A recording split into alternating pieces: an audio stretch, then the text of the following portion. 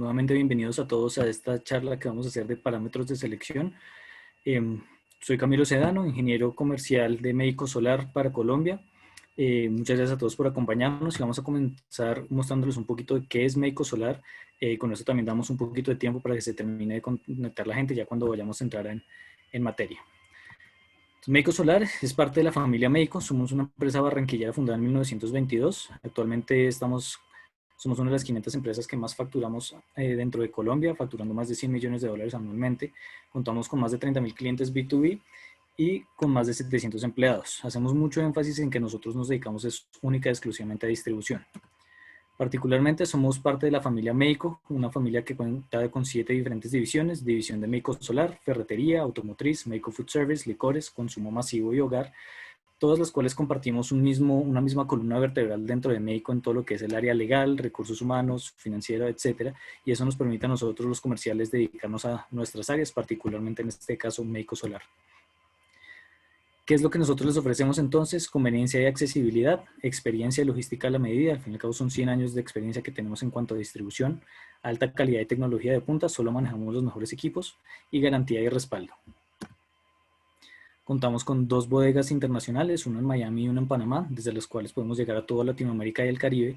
Y dentro de Colombia contamos con 4 bodegas regionales, desde las cuales podemos llegar hasta 690 municipios dentro del país. Ya entrando en materia, entonces lo que queremos mostrarles son diferentes parámetros que nosotros desde Médico Solar consideramos que son comunes, digamos, en instalaciones fotovoltaicas, y cómo estos parámetros son críticos al momento de ustedes hacer el diseño de sus instalaciones. Aquí hacemos un pequeño paréntesis, y es que, como ustedes saben y como mencionaba ahorita, nosotros en Médico Solar nos dedicamos única y exclusivamente a distribución. Nosotros no hacemos ingeniería, nosotros no hacemos instalaciones. Sin embargo, pues con nuestro conocimiento en los equipos que vendemos, hemos notado ciertas diferentes características que son muy comunes entre unas y otras instalaciones fotovoltaicas, y por eso queríamos hacer esta charla en la cual nosotros les hacemos varias recomendaciones de qué parámetros son los que se deben tener en cuenta al momento de hacer una instalación y al momento de hacer un diseño, ¿sí? Particularmente eso vamos a dividirlo en 3 diferentes etapas, si se puede mirar así, en cuando vamos a estar mirando los paneles. Particularmente en cuanto a paneles vamos a mirar entonces los parámetros de sombreado, la tecnología del inversor, qué factores climáticos pueden estar afectando, y temas de presupuesto y logística al momento de hacer la instalación. En cuanto a los inversores, vamos a estar mirando entonces qué voltaje se tiene o qué tipo de conexión y qué tipo de red nos estamos conectando, el nivel de sombreado y el nivel de monitoreo que tenemos en el proyecto, tiempo de garantía y servicio postventa que podemos estar ofreciendo, distancia de la interconexión que se tiene del inversor al punto de conexión, y si queremos o no tener limitación de inyección. Finalmente, en cuanto a estructura, vamos a estar mirando entonces qué tipo de superficie se tiene, dónde se van a instalar los paneles, qué cargas de vientos tenemos, si tenemos unos riesgos de filtraciones, qué facilidad hay en cuanto a la instalación, sí, qué tan fácil es hacer la instalación de esas estructuras dependiendo de la superficie, temas logísticos, certificaciones y garantía. Entonces, estos son los diferentes parámetros que vamos a estar mirando, y ya entrando un poco más en materia, los dejo con Felipe Celis, quien va a estar hablándonos un poquito de los paneles. Porfa, Ricardo, tu ayuda liberando el micrófono de Felipe para poder iniciar ya en nuestro tema. Felipe, bienvenido.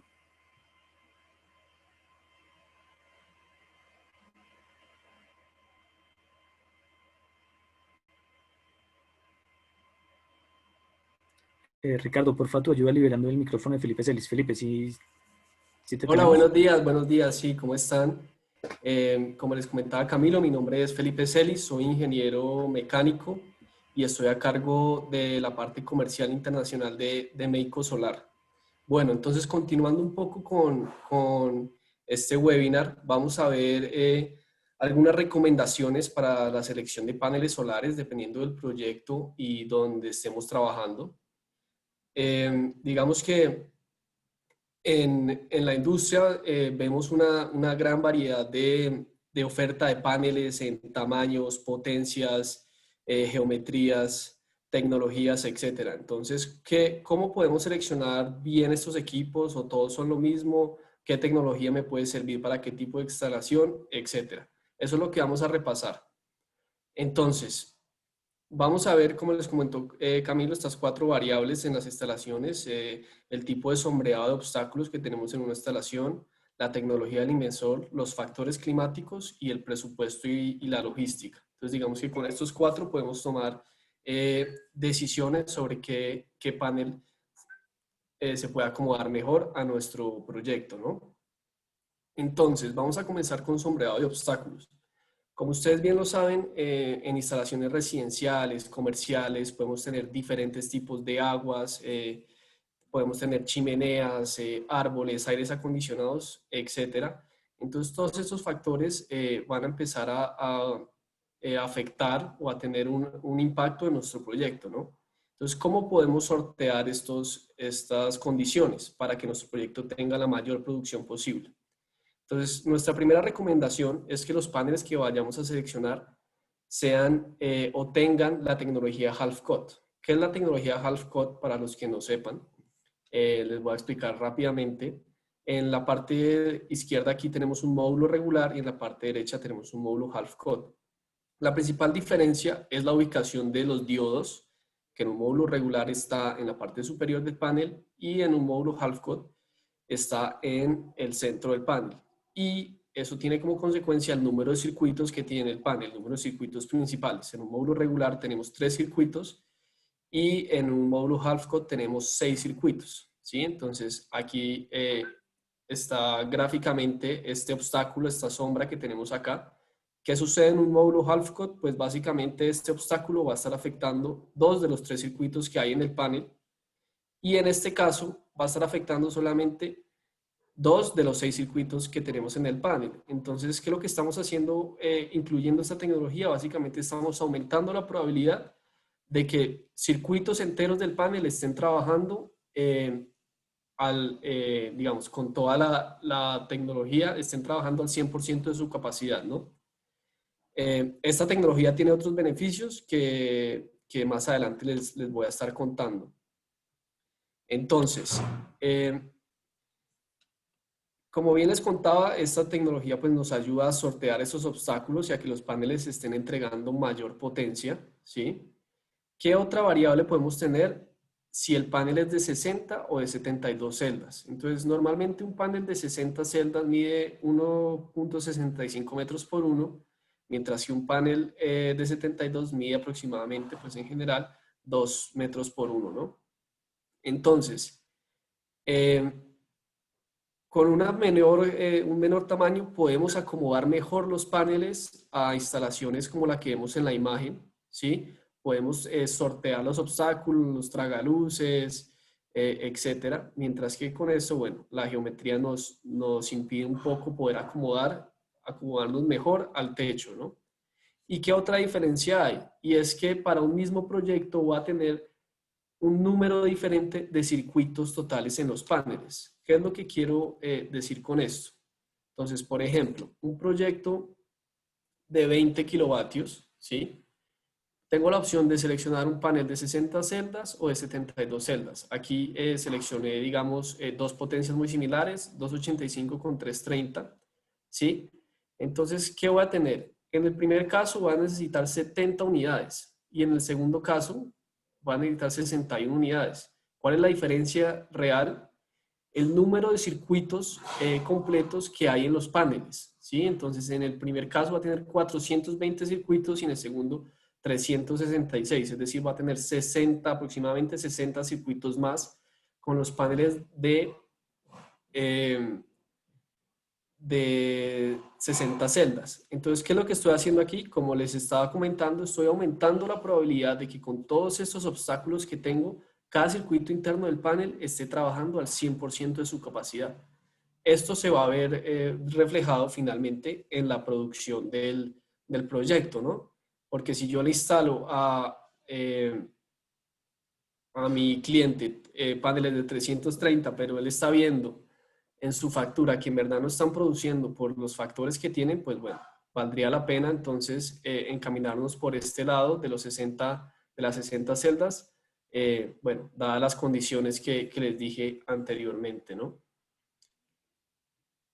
Otra variable de instalación que tenemos son los factores climáticos y sobre todo en nuestra región, en Colombia, en el Ecuador, bueno, en Latinoamérica podemos encontrar climas muy fríos y climas bastante cálidos, ¿no?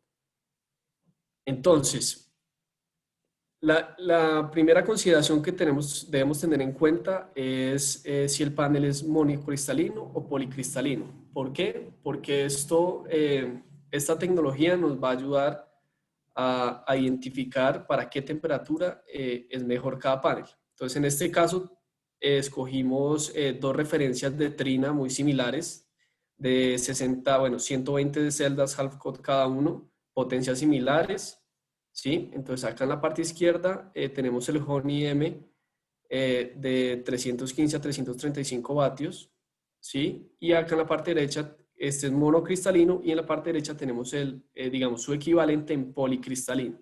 Entonces, ¿cuáles son las diferencias que podemos ver a simple vista en la ficha técnica?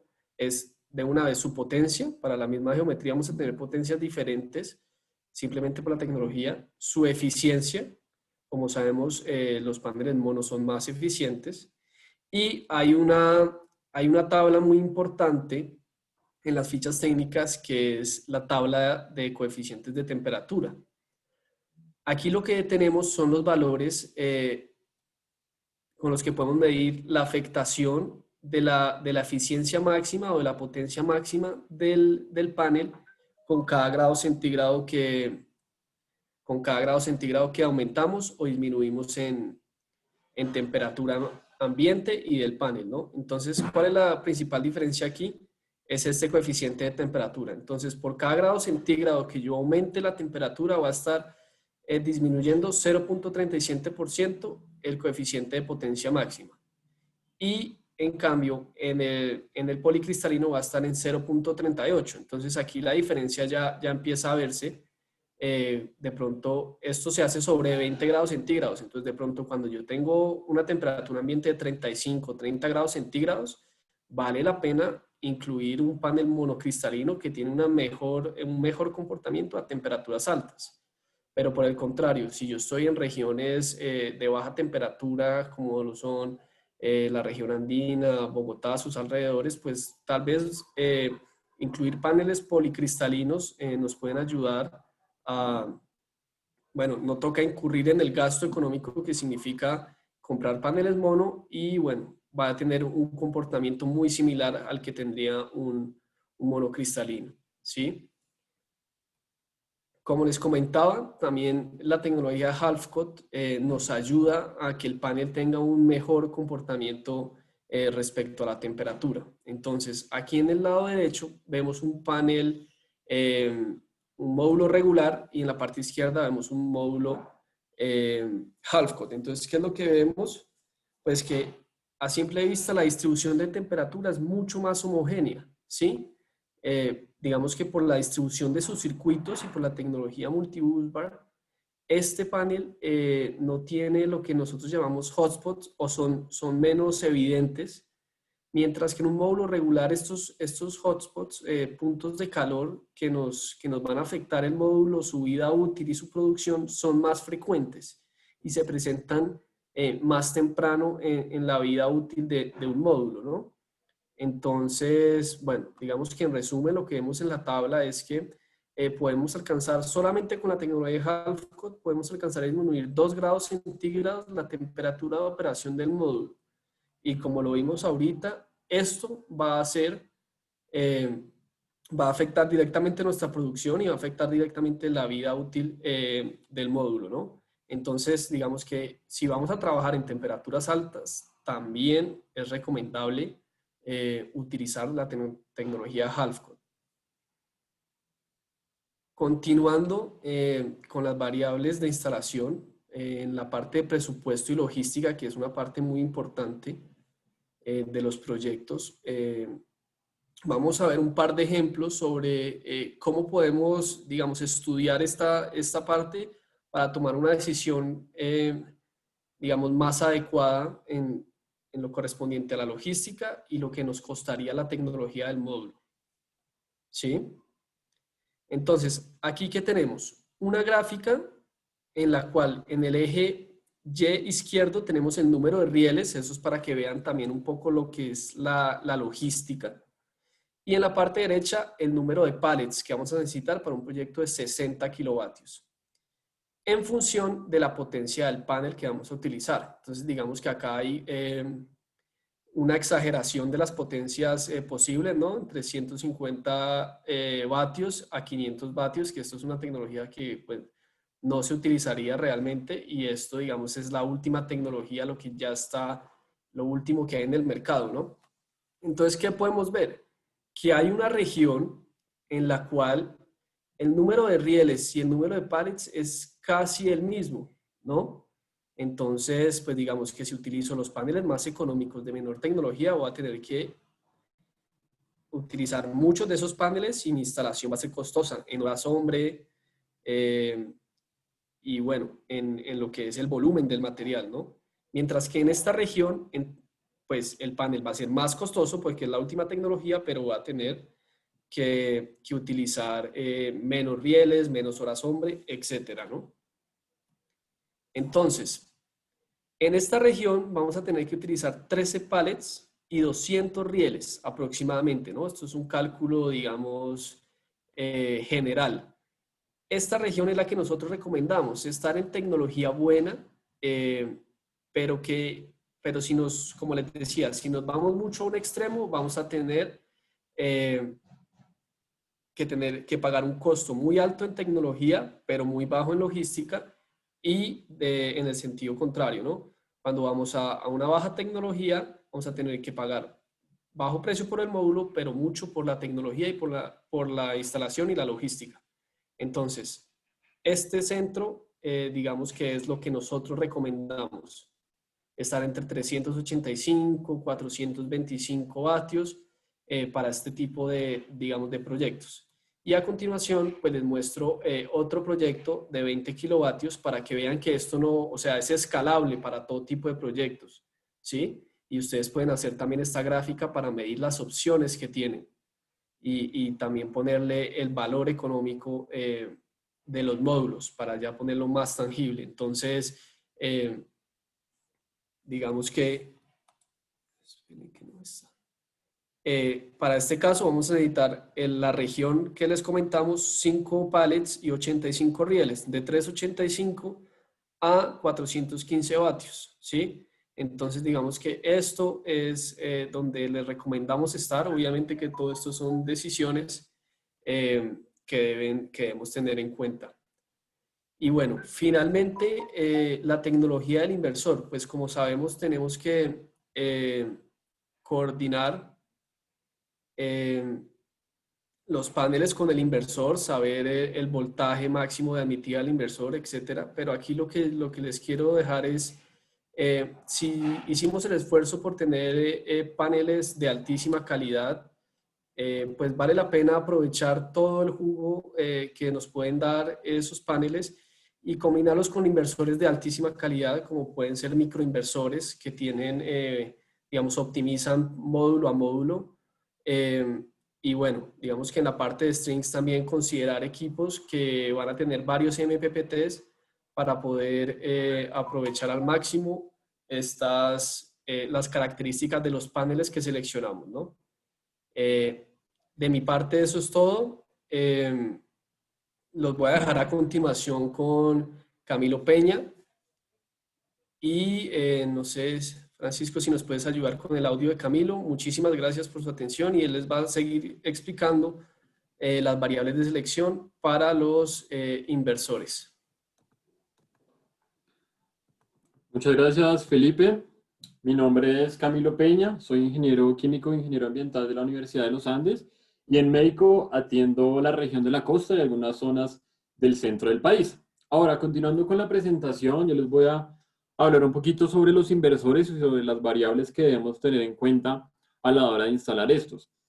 Las variables que vamos a tocar es el voltaje, tipo de red y conexiones, una de las más importantes. También tenemos el nivel de sombreado, el nivel de monitoreo, la garantía y el servicio postventa, la distancia de la interconexión que vamos a tener y la limitación de inyección que se puede tener en algunos sistemas. Empezando entonces por el voltaje, el tipo de red y conexiones, como todos sabemos, existen voltajes de 110, 208, 240 y 440, 480. Además, también como todos sabemos, tipos de redes como monofásico, bifásico y trifásico. Sin embargo, aquí debo dejar un mensaje y es que algunas marcas internacionales ya no manejan voltajes de 110 y redes monofásicas, porque internacionalmente estas redes y estos voltajes ya no se están usando. Entonces, los fabricantes internacionales y de mayor reconocimiento ya no producen este tipo de inversores. Otra de lo que tenemos de tener en cuenta son las conexiones. Como todos sabemos, también existen conexiones delta y estrella, y es importante que nuestro inversor y nuestro sistema puedan acoplarse de la mejor manera. Estos datos se pueden encontrar siempre en el datasheet de todos los inversores y debemos estar claros con eso para que después no vayamos a tener problemas de este tipo. Ahora, hay algunas marcas o algunos fabricantes que utilizan familias para representar tipos de red. ¿A qué me refiero? Por ejemplo, en Fronius existe la familia de los primos, que se refiere a los inversores bifásicos, y la familia de los simos, que se refiere a los inversores trifásicos. Además, SMA, por ejemplo, tiene la familia de los Sony Boy, que representa a los inversores bifásicos, y la familia de los Sony Tripower, que representa a los inversores trifásicos. Bien, ahora, continuando con la segunda variable, que es el nivel de sombreado, aquí voy a hablar un poquito sobre un término que es el MPPT, que algunos ya lo conocerán, algunos lo han escuchado, pero se trata del Maximum Power Point Tracker, o en español, el seguimiento del punto de máxima potencia.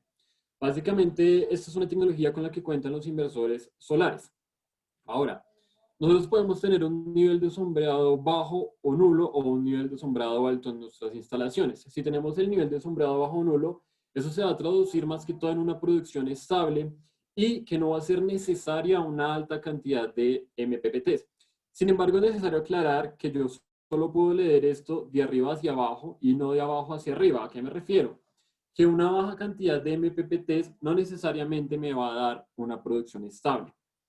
Bien, y por otro lado, si tenemos un nivel de sombreado alto, eso me va a representar una producción inestable en mi sistema. Para solucionar esto pueden existir dos soluciones, o una alta cantidad de MPPTs o unos optimizadores de MPPTs. Sin embargo, algunos fabricantes pues utilizan ambas opciones para dar mayor calidad. Ahora vamos a hablar un poquito sobre esos optimizadores de MPPT, ¿qué son? Los vamos a dividir en dos, en los inversores de cadena y en los microinversores. En los inversores de cadena se trata de un software para encontrar el máximo global. Y la diferencia con los MPPTs es que estos software realmente me van a encontrar ese máximo global y no un máximo local, que es el que me está encontrando esos MPPTs. Entonces este software me va a encontrar realmente mi punto máximo de potencia, haciendo que mi sistema esté produciendo la máxima potencia posible. Por ejemplo, en SMA tenemos los ShadeFix, que así es el nombre del software, y en Fronius tenemos el Dynamic Peak Manager, pero en realidad son dos software que funcionan básicamente para lo mismo. Y por otro lado tenemos los microinversores, que básicamente por su naturaleza van a tener un control de producción por panel. ¿A qué me refiero? Por ejemplo, en Enphase se conecta un microinversor por panel y eso me permite siempre estar encontrando ese máximo global, que en realidad va a ser un máximo global, porque voy a tener siempre de ese microinversor y cada microinversor va a estar conectado a un panel, por lo cual siempre voy a tener ese máximo global. Listo, continuando con la siguiente variable que vamos a tocar es el nivel de monitoreo. Y aquí lo dividimos en tres niveles. Tenemos el nivel más bajo, por decirlo así, que es cuando los microinversores o los inversores no tienen monitoreo. Esto quiere decir básicamente que nuestro cliente final sabe que tiene instalado allá arriba en el techo unos paneles, pero realmente no sabe qué está pasando con ellos, no sabe cuánto está generando, sino al final de la factura es que va a saber si realmente valió la pena o no. También tenemos un nivel de monitoreo un poco más avanzado, que es inversores de cadena con control de producción y de consumo.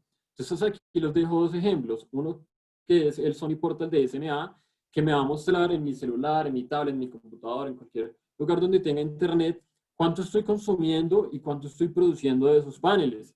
Y aquí, por ejemplo, también tenemos el Solar Web de Fronius, que también me permite tener otra información como cuánto estoy teniendo de los paneles, cuánto estoy trayendo de mi red y cuánto estoy llevando hacia mi casa o cuánto estoy llevando, por ejemplo, hacia mis baterías. Además, los dos pueden tener acceso a otra información de relevancia, como por ejemplo, ahorro en dinero, lo podemos configurar las emisiones que no fueron producidas de CO2 o el pronóstico del tiempo que voy a tener en mi sitio de instalación. Entonces, todos esos son datos que también nos sirven para saber qué está pasando realmente con mi sistema. Y en la parte más alta tenemos los microinversores con control de producción y consumo.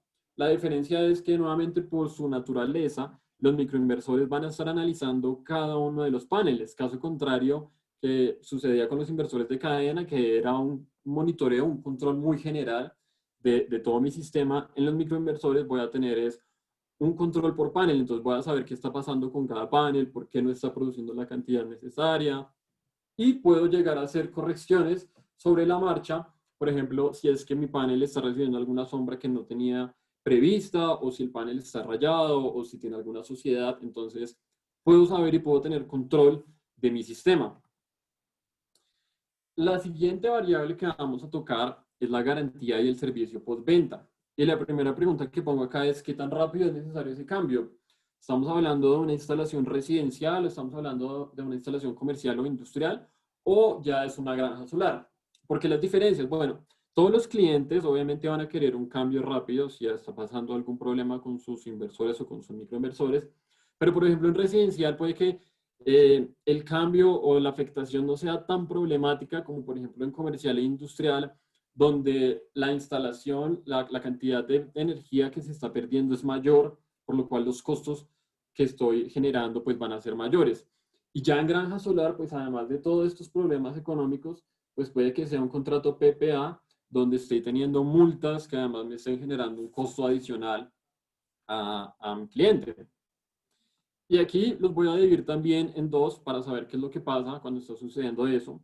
Tenemos los inversores de cadena, y algunos fabricantes van a necesitar que se haga un cambio completo del inversor. Es decir, ellos ya se dieron cuenta que está dañado y necesita hacer un cambio completo del inversor.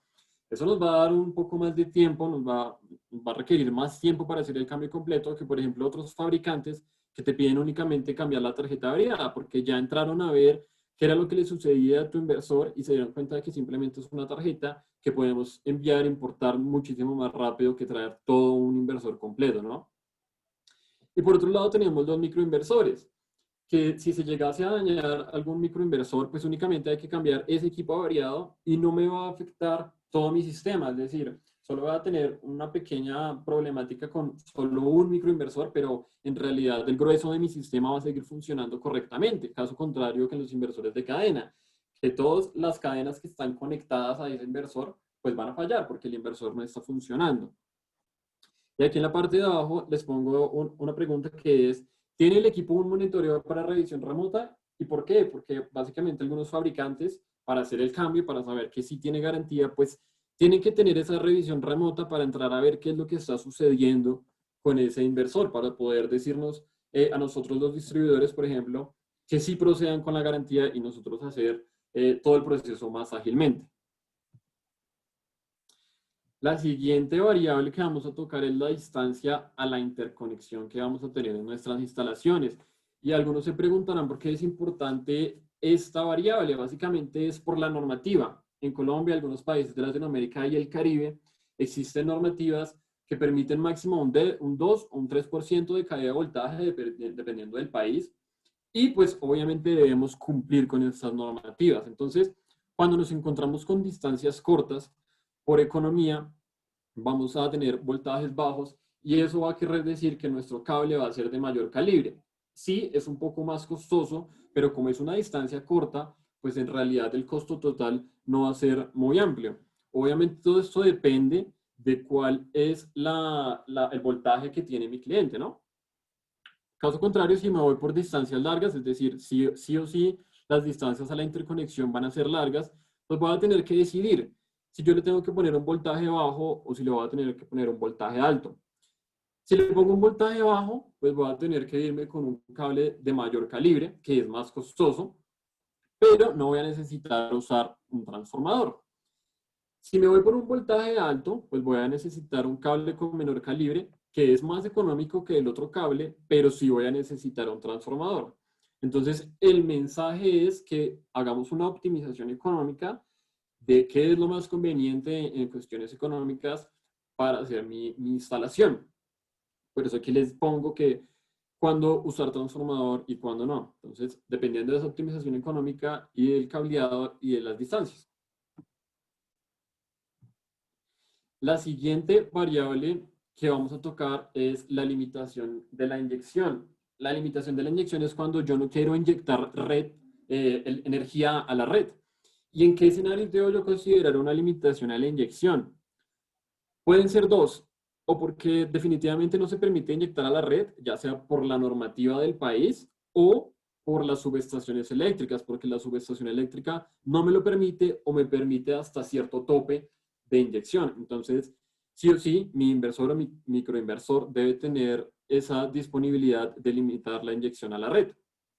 O, bueno, sí, la normativa me deja inyectar a la red, la subestación también me lo permite, pero en algunos países la demora en los permisos es alta. Entonces, hasta que yo no tenga el permiso, no puedo inyectar a la red y mi microinversor o inversor tiene que tener esa limitación de inyección.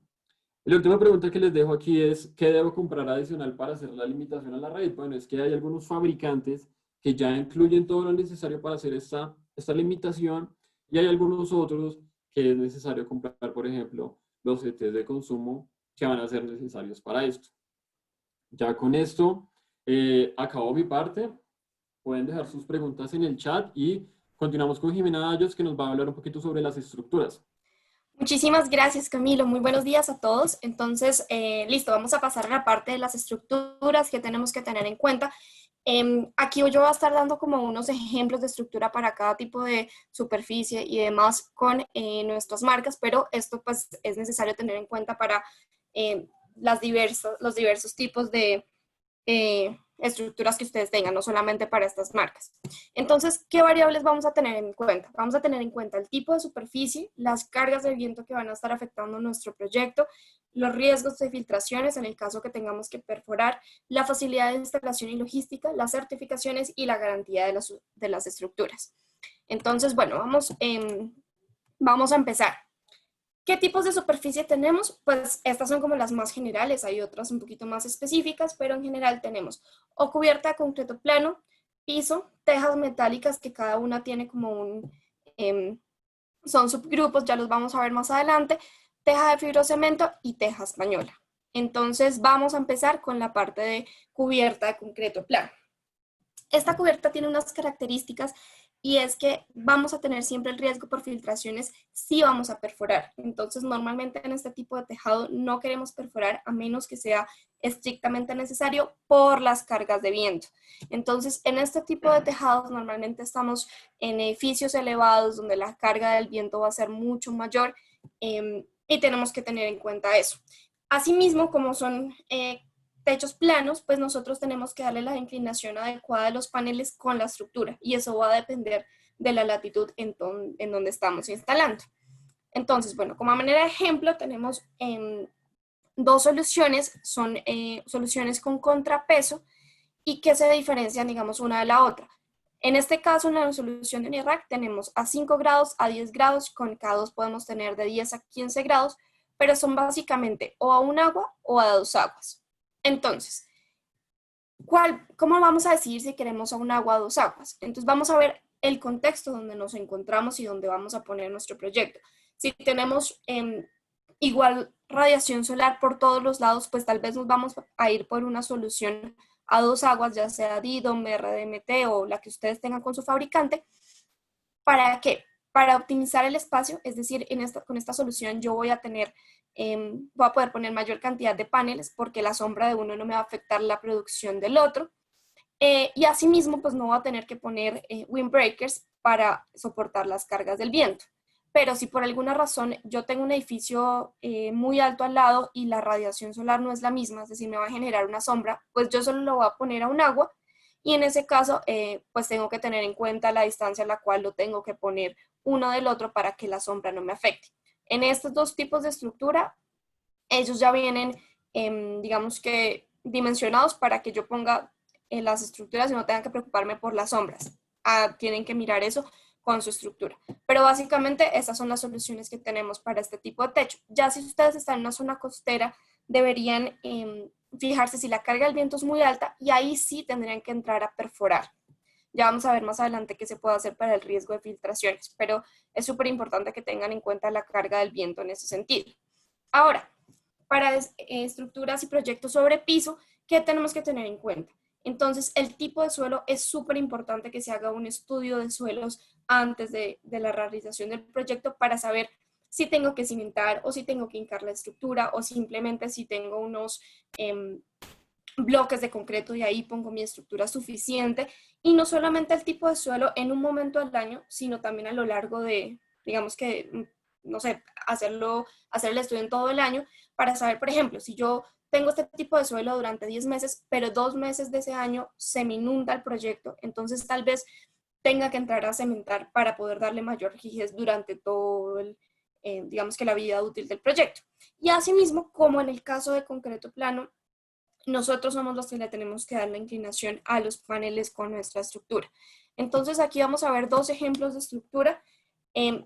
¿Cuál es la diferencia entre uno y el otro? Primero, la inclinación a la cual yo puedo tener. En este caso, puedo tener de 20 a 30 grados y me lo va a dar, digamos que la alineación de estas 2 barras. Donde yo ponga las barras en estos agujeros que ustedes pueden ver acá, qué tan allá la pongo, qué tan acá, y con eso puedo jugar con la inclinación de la estructura. En este caso, la inclinación va a estar dada por la diferencia de alturas de las barras posteriores con las de atrás.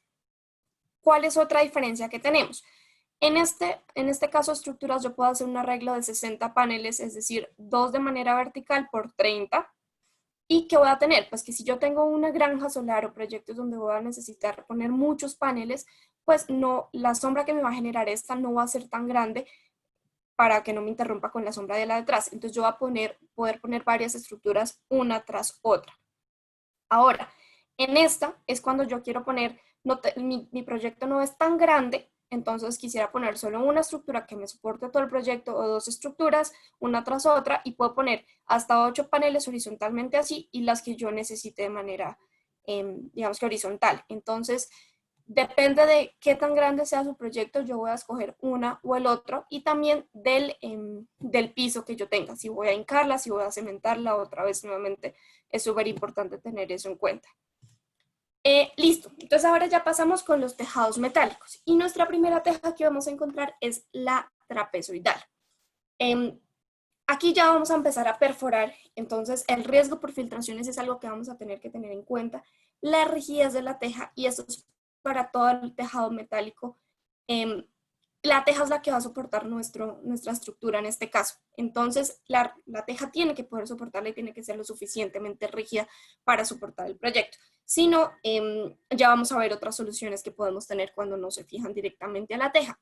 También la altura de los módulos respecto a la teja. Es decir, yo no quiero que la altura de los módulos sea tan, digamos que tan amplia, porque voy a generar corrientes de viento que me van a aumentar las cargas de viento que voy a tener en mi proyecto.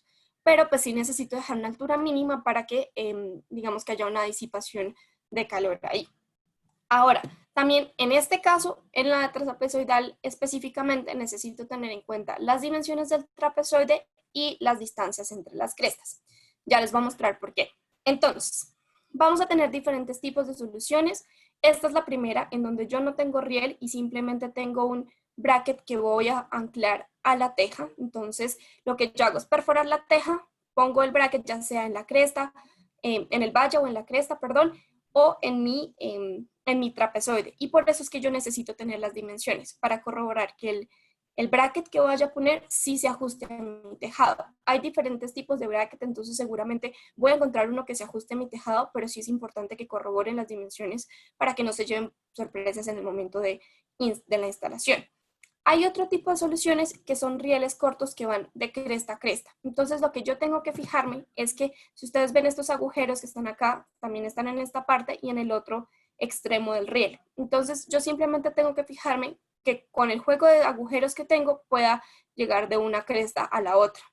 Y en el caso de metálico trapezoidal también vamos a tener la solución convencional de Elf con riel. Entonces puedo usar cualquiera de las tres, simplemente es tener en cuenta las dimensiones y ya vamos a hablar un poquito más de facilidad de instalación y demás. Ahora, la teja metálica ondulada es muy parecida a la trapezoidal, solo que pues que tengo ondulados y en este caso vamos a tener que tener en cuenta la distancia entre crestas también. Entonces, las soluciones que tenemos para este tipo de teja es una solución sin riel, puede ser, también podrían adaptar un riel a esta solución, y simplemente lo que yo voy a tener que mirar es, cuáles son las dimensiones de mis crestas, las distancias entre ellas, para saber si cojo una solución en la cual voy a perforar en la cresta u otra en la cual voy a perforar, perdón, en el bañe u otra en la cual voy a perforar en la cresta. Lo mismo que les decía con la pasada, cerciorarse de las dimensiones, mirar la ficha técnica de su solución y comparar a ver si se adaptarían una o la otra. También en este caso pueden pedir una muestra para cerciorarse completamente que encaje perfectamente en su tejado. Ahora, la otra parte de tejado metálico, tenemos teja grapada o standing seam. Esta va a tener las mismas características de la vez pasada, de las pasadas, pero en este caso esta tiene una característica muy especial, es que nosotros no queremos perforar porque no queremos dañar la integridad de la teja. Es decir, estos son tejados muy costosos y si yo necesito hacer una garantía, pues no quisiera haberla perforado porque puede que no me cubra la garantía del tejado. Entonces, en este caso, tenemos unas grapas que lo que van a hacer es que se van a ajustar mecánicamente a la teja según el perfil que tengan y van a soportar todo mi proyecto. Entonces yo no necesito perforar y acá pues ya no tendría el riesgo por perforaciones y demás. Para esto hay diferentes tipos de grapas según el perfil, entonces lo que podemos hacer es que ustedes nos envían el perfil que tienen del tejado y nosotros pues les ayudamos a escoger digamos que la grapa necesaria. Ahora pasamos a las tejas que no tienen rigidez estructural. En este caso vamos a perforar, entonces el riesgo de filtraciones va a estar y vamos a tener que ir a la superestructura. Entonces vamos a necesitar la distancia entre las correas de la superestructura, en este caso las distancias entre ondulados, y lo que vamos a tener en este caso es una solución de un tornillo que va a ir directamente a la superestructura, ya sea de madera o ya sea de metal. Hay diferentes tipos de tornillo dependiendo del material. Tenemos que saber el material para poder escoger nuestra solución y digamos que a ese tornillo se va a adaptar nuestro riel y ya la solución, digamos que convencional, pues que tendríamos. Entonces, bueno, ahí por eso tienen que tener en cuenta la superestructura. La teja española es muy parecida a la Eternit en cuanto a que no hay rigidez estructural. Entonces también debemos ir a la superestructura, por eso también hay que tener en claro las distancias entre las correas y en este caso el tamaño de la teja también. ¿Por qué? Porque tenemos unos hooks que se adaptan, que van directamente a la superestructura. Entonces esto va a la superestructura, aquí va la teja y aquí sale mi riel o en este caso en la parte superior. Pero yo tengo que tener en cuenta el tamaño de la teja para saber cuál de todos escojo. Entonces es lo mismo que les hablaba con las otras, digamos que con las otras soluciones, simplemente coger las dimensiones que se tienen, las dimensiones de la solución y comparar a ver si funciona. Ahora, les hablé de las cargas de viento, esto es súper importante tenerlo, tengan un historial de los vientos del lugar donde van a instalar. Hay soluciones y hay, digamos que, marcas y fabricantes que proveen un software especializado donde pueden corroborar las cargas del viento, eso lo pueden hacer con Unirack y con K2 en este caso. Con S5 lo que tenemos son pruebas que ellos hacen hasta qué carga del viento la estructura le va a soportar, perdón. Simplemente ustedes, si no lo tienen, pregúntenle a su fabricante, oiga, ¿me aguanta tanto carga del viento o necesito una estructura que me aguante cierta carga del viento? Es súper importante que se cercioren que lo aguante. Ahora, en parte del riesgo de las filtraciones, como les dije, hay veces donde se perfora la cresta o hay veces donde se perfora el valle. Nuestras soluciones ya traen un butil antifiltraciones o un EPDM, butil en el caso de que perforemos valle, EPDM en caso de que perforemos cresta, que evitan el riesgo de las filtraciones. Si la solución que ustedes escogen no la traen, pues simplemente tienen que buscar un adhesivo que les permita evitar el riesgo. Este adhesivo no es cualquier adhesivo, tienen que asesorarse bien de cuál les puede servir, pero siempre pongan algo, un butil de antifiltraciones, un EPDM u otro adhesivo que les vaya a evitar, que les vaya a disminuir el riesgo, ¿no? Listo. Ahora por la parte de facilidad de instalación y logística. Esto es muy necesario tenerlo en cuenta y es aquí como que les traigo un poquito de que piensen o en el momento que estén comprando, qué tan fácil es para mí llevar mi estructura a mi proyecto? ¿Es cerca de donde tengo mis bodegas o es muy lejos? ¿Qué tan fácil es subirle al techo? Si es una instalación en casa, pues es muy, digamos que más sencilla porque son poquitos paneles, o si ya es una instalación comercial, industrial, pues voy a necesitar mucha más estructura. Entonces, ¿qué tipo de estructura quiero usar? Si con rieles y sin rieles, en cuanto también a la facilidad de logística, de transporte hasta allá, de montarlo en el techo y de la instalación. ¿Cuánto tiempo me va a llevar? ¿Cuánta mano de obra me va a llevar? Y bueno, por último, hay diferentes tipos de certificaciones y las estructuras tienen diferentes tiempos de garantía. Entonces, aquí es dejarles un mensaje que se certifiquen si el proyecto que van a hacer necesita alguna certificación en específico, que su estructura la cumpla y cuánto tiempo de garantía voy a darle yo a mi cliente. Entonces, eso es todo por parte de estructuras. Los vuelvo a dejar con Camilo Sedano. Porfa, Ricardo, podemos darle el micrófono a Camilo Sedano para terminar la presentación. Muchísimas gracias, Jimé. Muchas gracias también a Camilo Peña, a Felipe Celis por sus presentaciones. Ya entonces aquí los dejamos con una última diapositiva en la que les mostramos nuestros diferentes proveedores y las diferentes marcas que manejamos. Ya para cerrar, pues como ustedes pudieron ver, realmente lo que nosotros les queríamos mostrar son diferentes características, parámetros, a manera de sugerencia, lo que nosotros consideramos que pueden ser las cosas más típicas o más básicas, digámoslo así, que se pueden encontrar en instalaciones fotovoltaicas y cómo ustedes, dependiendo del proyecto que tengan, dependiendo de las necesidades que tengan, pueden estar haciendo la selección de equipos, ¿sí? Particularmente, ¿qué podemos ver? Es que muchas de estas decisiones son transversales entre los tres temas, es decir, uno tiene que tener en cuenta tanto los paneles como los inversores como la estructura. Por ejemplo, el hecho de que yo tenga un tejado, dos aguas o una agua me va a afectar, entonces, ¿cómo voy a hacer yo la conexión contra el inversor y qué tipo de estructura voy a utilizar? ¿Sí? De pronto que la instalación tenga un montón de obstáculos en el techo, estilo chimeneas, aires acondicionados, de pronto un chiller, bueno, diferentes elementos que podemos encontrar. Eso va a cambiar entonces la configuración de cómo yo ponga los paneles y asimismo de pronto el mismo tamaño del panel, y al yo cambiar la configuración de cómo los coloco también seguramente vaya a cambiar la configuración de cómo yo vaya a hacer la conexión contra el inversor, con el inversor, ¿sí? Entonces estos son todos los elementos que ustedes como instaladores, como EPCistas deben tener en cuenta al momento de seleccionar sus equipos, y nosotros como sus asesores comerciales pues obviamente estaríamos allí para asesorarlos, siempre y cuando manejando la salvedad pues, de que ustedes son quienes conocen bien las necesidades de cada una de las instalaciones, ¿sí? Teníamos unas preguntas pendientes, particularmente teníamos de Energía Consultores, que qué ventajas hay en cuanto de utilizar paneles bifaciales. Particularmente los paneles bifaciales los recomendamos principalmente para instalaciones en piso, ¿sí? Para instalaciones sobre terreno, teniendo en cuenta que esto va a permitir darnos un espacio suficiente que haya entre un panel y otro, tal de que la inclinación de estos paneles permita la entrada de la luz, digámoslo así, sí, que la luz llegue hasta el suelo y se permita hacer esa reflexión y así poder aprovechar los paneles bifaciales, ¿sí? Particularmente en techo no se recomiendan precisamente por eso mismo. En techo uno tiene muy limitado el espacio y generalmente pues uno va a colocar un panel junto a otro, tal que no haya mucho espacio para nosotros, tal que no haya mucho espacio para que entre el haz de luz solar, ¿sí? Y no se vaya a tener entonces esa reflexión. Otras preguntas que tenemos pendientes, el tema de los microinversores versus inversor central. Camilo Peña lo explicó un poquito cuando estábamos hablando del tema de los inversores, es básicamente el tema de monitoreo. Con un microinversor nosotros podemos estar haciendo monitoreo uno a uno de los paneles, mientras que con un inversor central yo estoy haciendo una optimización del MPPT para toda la cadena. Mientras que con un microinversor yo voy a estar haciendo optimización uno a uno de cada de los paneles. Entonces, en ese sentido, si yo tengo un panel que esté funcionando al 50% y el otro al 100%, un inversor en string, un inversor central, seguramente va a optimizar el del 50% y no el del 100%. Mientras que si yo tengo esa misma configuración, un panel que está funcionando el 50% y el otro el 100% con microinversores, aseguramos que tanto el 50% como el del 100% esté funcionando en su mejor capacidad.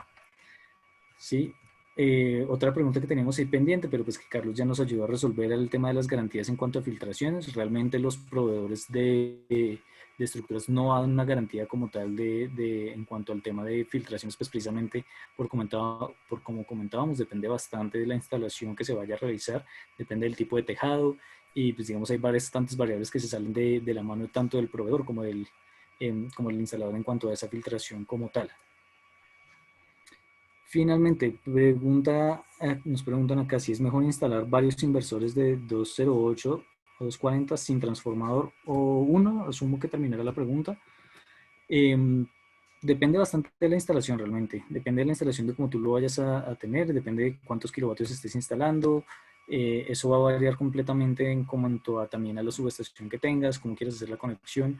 Generalmente, si ya vas a estar utilizando un inversor string, lo más recomendable es tener un único inversor, pues digamos que podemos estar ahorrando gastos por ese lado, siempre y cuando también tengamos una única orientación, ¿sí? Entre más orientaciones tenga, más inclinaciones tenga, eso va a implicar que seguramente hoy vaya a tener que utilizar diferentes cadenas y asimismo entonces estaría ocupando más MPPTs del inversor y eso pues puede ser otra de las características, digamos, de las condiciones que nos va a estar limitando si utilizar uno o más inversores dependiendo pues, de las potencias que yo tenga instaladas y pues digamos también de las regulaciones que tenga dependiendo de la electrificadora, si es en el caso nacional o pues dependiendo de las regulaciones nacionales que se tengan de acuerdo al país. Estamos aprovechando estos últimos 5 minuticos que tenemos para alguna otra pregunta adicional. Si la quieren, pues por favor que la coloquen ahí en el chat. Mientras tanto, pues aprovechamos para agradecerles a todos y a Exposolar por este espacio. Esteban Gama nos pregunta si para ventas vendemos solo a instaladores o a qué personas. Nosotros nos dedicamos únicamente a ventas B2B, es decir, business to business, de manera que a nosotros no nos interesa llegar al cliente final, es decir, vendemos para integradores, instaladores, subdistribuidores, nunca llegamos al cliente final, ¿sí?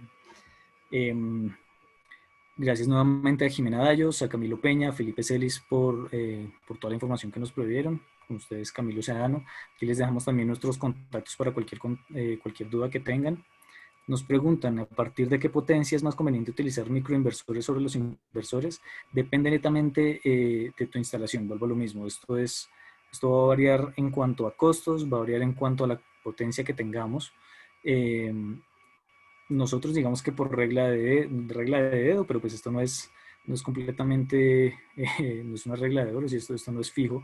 Por encima de 20 kilovatios puede salir un poquito más costoso el tema de instalar microinversores, entonces puede ser un poco mejor instalar un inversor central, pero no quiere decir que no se puedan hacer instalaciones por encima de eso. Sí, hemos visto instalaciones de 60, 70 kilovatios para encima con microinversor, que igual tienen un costo efectivo, digámoslo así, que sea agradable pues, para el cliente final sin incurrir en mayores gastos.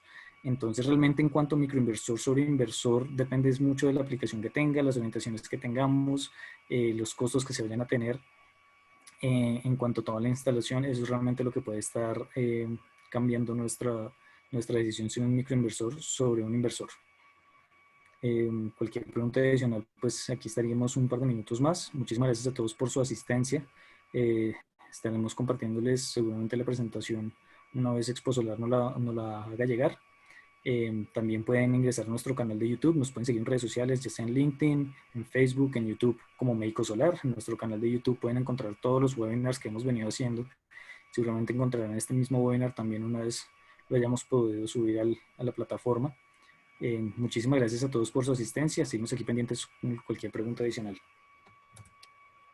Aquí nuevamente les dejamos el link de nuestro canal de YouTube, donde pueden seguir todos los webinars que hemos venido haciendo.